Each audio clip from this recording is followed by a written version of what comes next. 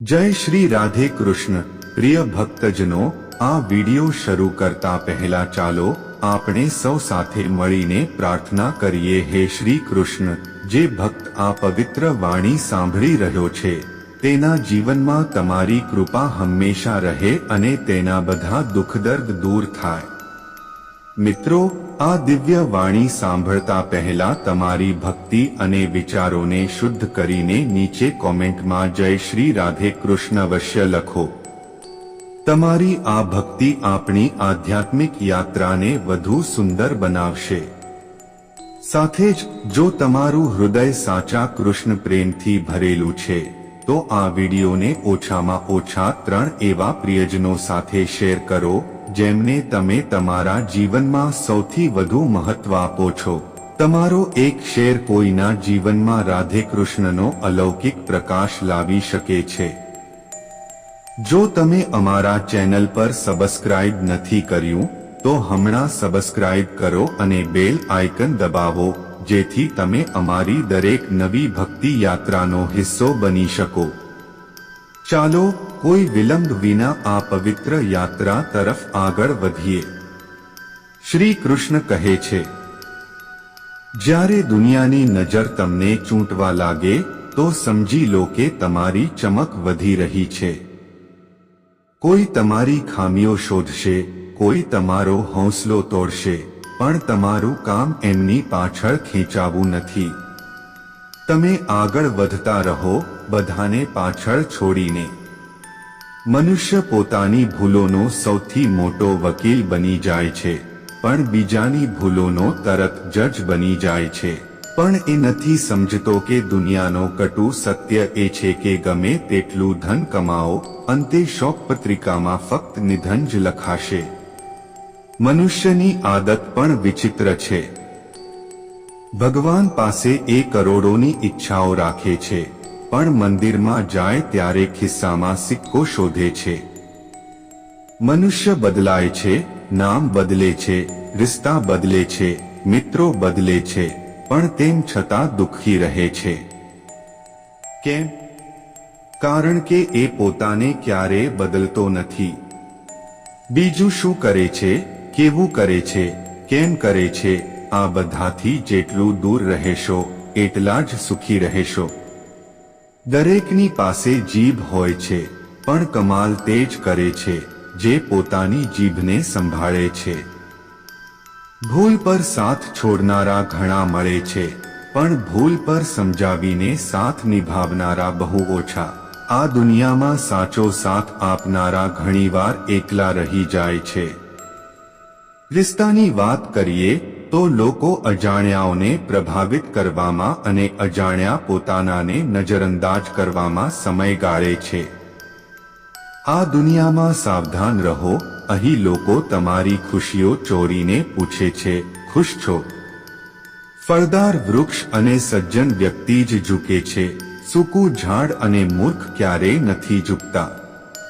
નાણાં તો બધા કમાય છે, પણ દુઆઓ પણ કમાઓ, કારણ કે દુઆઓ ત્યાં કામ આવે છે જ્યાં નાણાં નકામા જાય છે।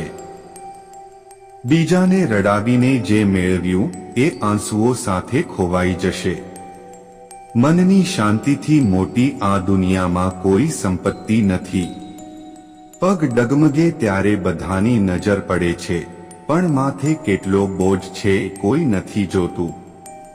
જરૂરિયાતમાં બહાના અને ખરાબ વખતે તાણા આપનારા ઘણા મળે છે। સસ્તી વસ્તુઓ અને ખરાબ લોકો શરૂઆતમાં હંમેશા સારા લાગે છે। નબળા લોકો બદલો લે છે, શક્તિશાળી લોકો માફ કરી દે છે, અને બુદ્ધિમાન લોકો નજરઅંદાજ કરી દે છે। અમે કોઈના માટે એટલા જરૂરી નથી જેટલું આપણે પોતાને સમજીએ છીએ। જીવનનો સૌથી મોટો રોગ એ અપેક્ષા છે। આજના યુગમાં તે જ સુખી છે જે બીજાઓથી નહીં, પોતાની જાતથી મતલબ રાખે છે। જે મુશ્કેલ રસ્તાઓ પસંદ કરે છે તે જ શ્રેષ્ઠ બને છે। ખરાબ વખતે એવા લોકો પણ તમારા પર હાવી થવા લાગે છે જેમની તમારી સાથે વાત કરવાની હેસિયત નહોતી। જે તમારી સાથે વાત કરવા ઈચ્છે તેની સાથે જ વાત કરો. કોઈની પાછળ પડીને પોતાનું અપમાન ન કરો. જીવને એક પાઠ શીખવ્યો છે, મિત્રતા કરો, પ્રેમ કરો, પણ કોઈની પાસેથી અપેક્ષા ન રાખો. જીવન ક્યારેય પૂર્ણ નથી થતું, કંઈક મેળવવા માટે કંઈક ગુમાવવું જ પડે છે. આપણે બધાની હકીકત જાણીએ છીએ, ખામોશ છીએ, પણ અંધ નથી. જે બીજાનું દિલ રાખવાનો પ્રયત્ન કરે છે તેનું દિલ અક્સર તૂટે છે.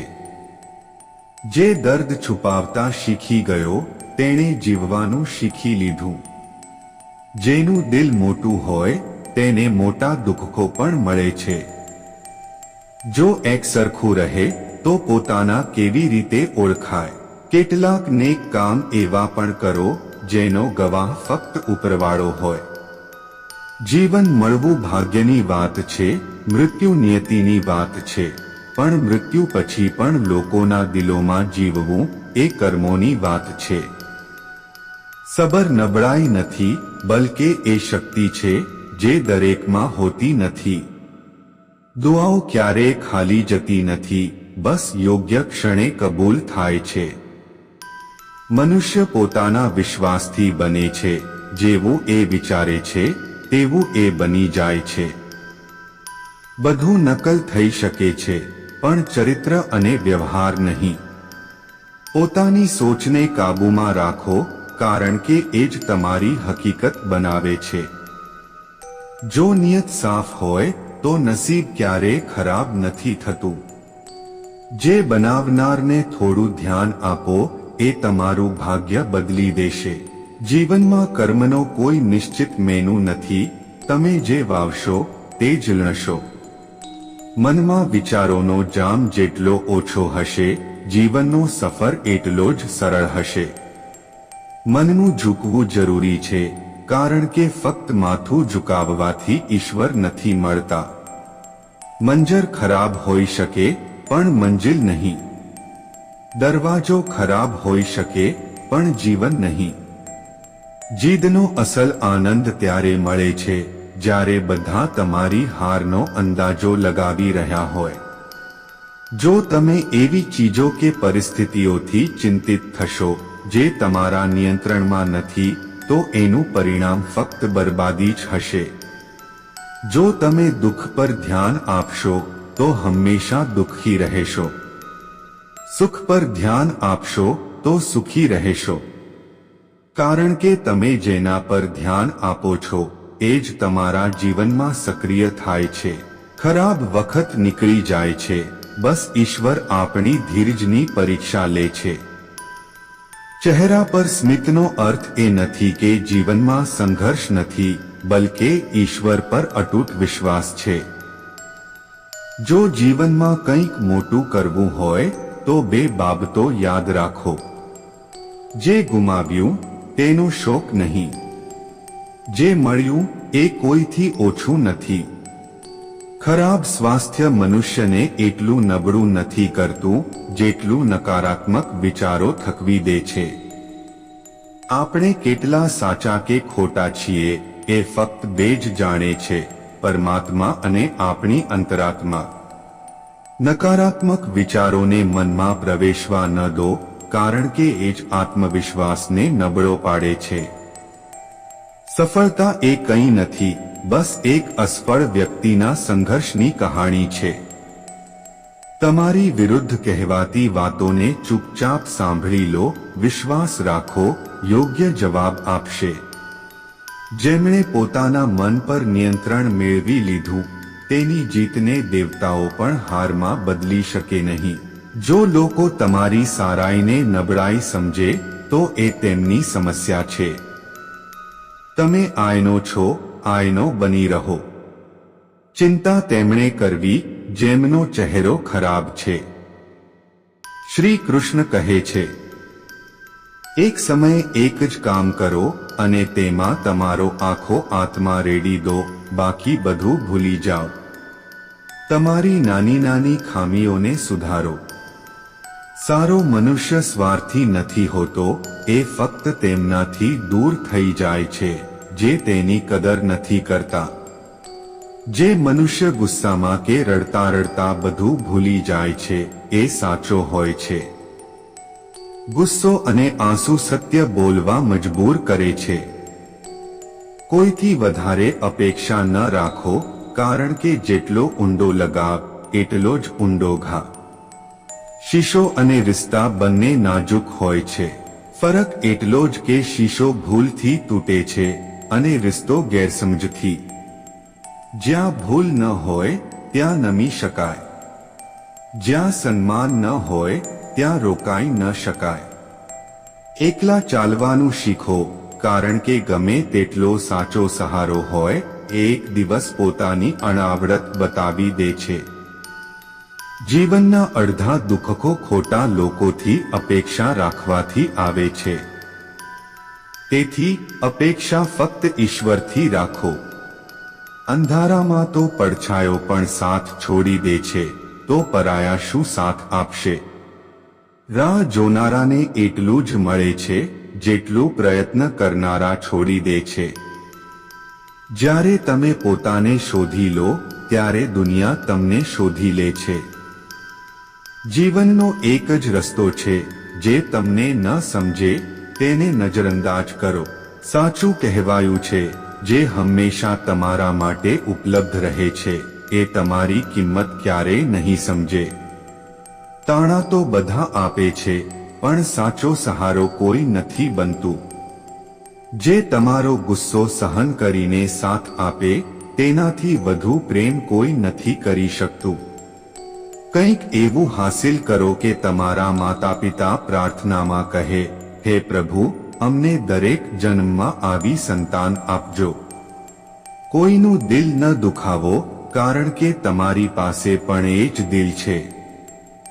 જે દિવસે તમે એ વાતની ચિંતા છોડી દીધી કે લોકો તમારા વિશે શું વિચારે છે, તે દિવસથી તમે જીવનનો આનંદ લેવાનું શરૂ કરી દીધું. આશા જીવંત રાખો, આજે હસનારા કાલે તાળીઓ પણ પાડશે. જે બદલાય છે એ જ આગળ વધે છે. જે બીજાના ચહેરા પર સ્મિત લાવવા ઈચ્છે છે, ઈશ્વર તેમનું સ્મિત ક્યારેય નથી ચોરતા. જો કોઈ તમારી પાસેથી અપેક્ષા રાખે છે, તો એ તેની મજબૂરી નથી, બલકે તમારા પ્રત્યેનો તેનો લગાવ અને વિશ્વાસ છે. પરિવારનો અર્થ એક સાથે રહેવું નથી, બલકે એકબીજાને સમજવું અને ધ્યાન રાખવું છે. એટલી ચિંતા ન કરો કે લોકો બેદરકાર થઈ જાય. સૌથી સારો ઉપહાર એ છે કે કોઈની લાગણીઓને સમજો અને તેનું સન્માન કરો. જ્યારે તમારા ખાસ લોકો દૂર થવા લાગે, તો સમજી લો કે તેમની જરૂરિયાતો પૂરી થઈ ગઈ છે.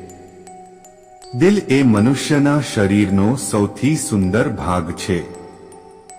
જો એ સાફ ન હોય તો ચમકતો ચહેરો નકામો છે. જીવને એ શીખવ્યું છે કે પોતાના પર ભરોસો પણ વિચારીને કરવો જોઈએ. જ્યારે મનુષ્યની જરૂરિયાત પૂરી થઈ જાય, તો તેનો બોલવાનો અંદાજ બદલાઈ જાય છે. તો મળીએ નવા વિડીયો સાથે, ત્યાં સુધી જય શ્રી કૃષ્ણ મિત્રો.